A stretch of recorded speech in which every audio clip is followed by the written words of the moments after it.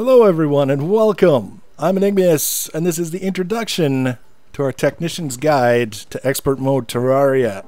Now this is a series that I've been wanting to do for a while, in the sense of I wanted to do something around Terraria, but it's really difficult trying to come up with something to do that isn't really boring. Because the game is one of those games where you sit down thinking you're going to do something that's going to take 20 minutes and 3 hours later you realize that you got completely sidetracked and you got absolutely nothing done. You can't do that in a Let's Play because it's really boring.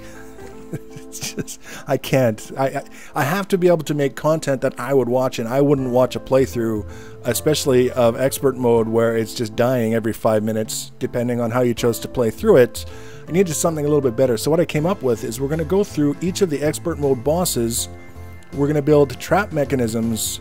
We're going to lure the bosses into the trap mechanisms. The trap is going to help us kill the boss or kill it for us entirely, and then we're going to move on to the next boss. It's going to be very concise episodes that'll basically be sort of like start off with a brief gear showcase talking about anything special that we're using alongside the trap mechanism, and then we're going to talk about the mechanism itself, what it's made out of, how it's wired together. Then we're going to talk briefly about the boss mechanics so that people can understand what's going on as it's happening, and then show an actual boss kill itself. Simple, straightforward.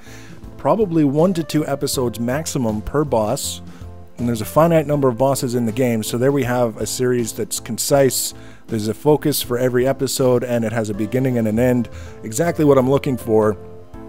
So I just wanted to do an introduction to kind of explain the basics for this series before we get down to the business of actually building the mechanisms and killing the bosses. The first thing I want to talk about is that this is not a playthrough.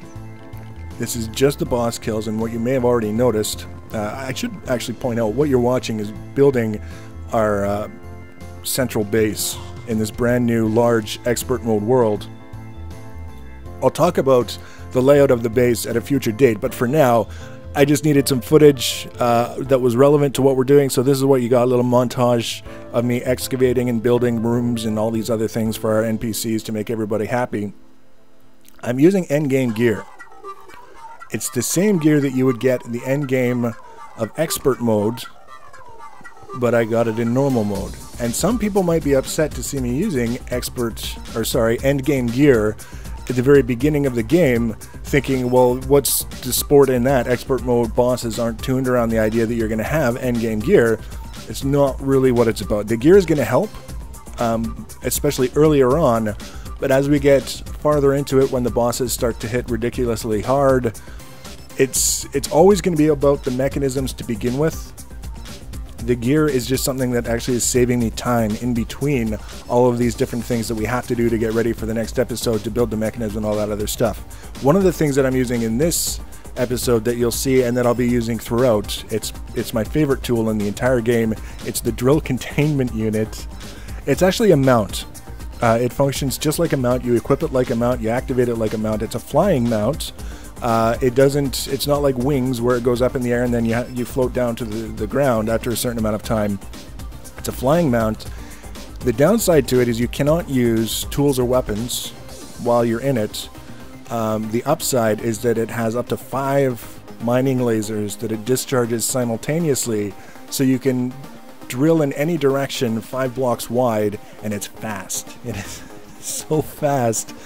If you need to excavate for something, whatever you're doing, either you're making tunnels to get from point A to point B, or if you're building underground, whatever you want to do, this is the tool that you want to use. And you can't actually build one of these guys until you've defeated the last boss in the game enough times to make all of the ingots you need as part of the recipe. It's the single most expensive crafted item that you can build based on how many components that you need, as well as the expense of those components relative to like end game stuff that you need and all these other things. It's very expensive but well worth it.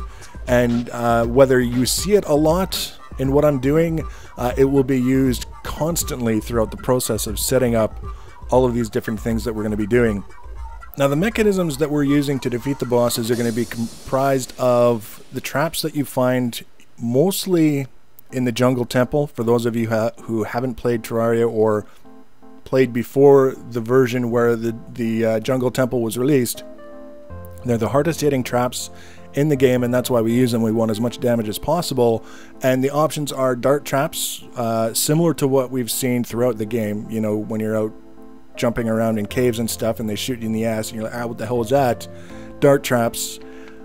Spiky ball traps, where spiky balls drop from the ceiling and kind of bounce on the ground and can potentially do quite a bit of damage, as well as spear traps, which are one of my favorites, that are mounted in a ceiling kind of scenario, and they fire straight down, they go back up, and then you fire them again, they go down and back up. And lastly, flamethrower traps, which are very rare, and kind of, I don't know whether we'll be successful in employing them to kill any bosses or not, just because of the way that they're set up, but they're cool, so I definitely want to try.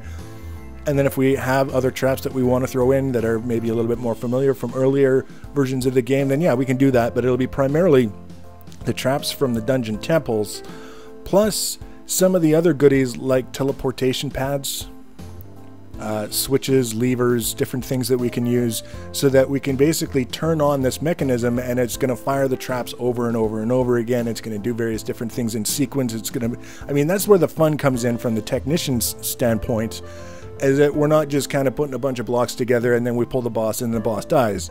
There's a lot of stuff that's going to be going on that's going to be doing hopefully constant damage to the boss, and in the process we have to stay alive long enough for the boss to die so we can get credit for the kill and collect the loot. That's basically the beginning and the end of the entire process.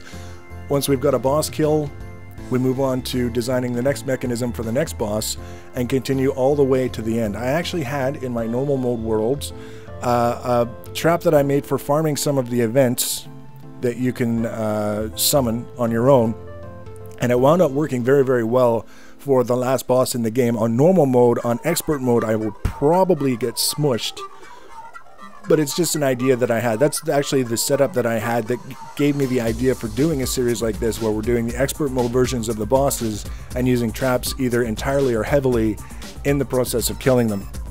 So the general format for each boss sort of mini segment will basically be a short gear spotlight, talking about any gear that we're using, weapons or armor or anything like that that's going to be contributing to the kill in some way. We're going to talk about the mechanism itself, how it's basically set up, what it's using, what it's going to do when we activate it, talk a little bit about the boss mechanics so that people are watching it and they're kind of understanding a bit better what's going on, and then show a boss kill. That's it. That's all it needs to be. So very, very simple, concise, a nice set format so we know exactly what to look for from episode to episode. I know exactly what to put together for episode to episode, and we'll go from there, from the Eye of Cthulhu, which isn't the Eye of Cthulhu in this world because it's a Crimson world, the Brain of Cthulhu, I think it is, all the way up through the Moon Lord, Fishron, maybe. I haven't killed him in the normal world. I'm too afraid to waste my truffle worms. But we'll try and get him in expert mode, and some of the events that we can do, the pumpkin event, pumpkin moon or whatever it is, the frost moon event. There's all kinds of crazy things that we can do, and the whole goal, again, like I say, is successful in the event or killing the boss because we stayed alive long enough to watch them die. Now what I'm asking for from you guys is to leave a comment below if you have any ideas for things that you would like to see, things that you would like to see featured along the way. Maybe there's something about the boss encounters that you would like me to talk about for each boss that I've overlooked. There's all kinds of room for feedback in terms of what you might like to see as well, understanding that there are certain things that I can't be flexible on, in, for example, the gear. Someone says, I don't want to watch this if you're going to use endgame gear, be okay. Well, at least I let you know from the beginning that that's what's going to be happening. But other things are ideas, things that we can add in that won't necessarily double the length of every video, but will add value to people's viewing experience, so to speak. So if you have opinions, if you have ideas, by all means, leave them below. If they fit with my idea for what I'm trying to do here, I will do my best to include them. So do that. If you want to be notified about future videos in the series, the easiest way to do that is to subscribe to my channel or follow me on social media. Links for social media are always in the information box below the video.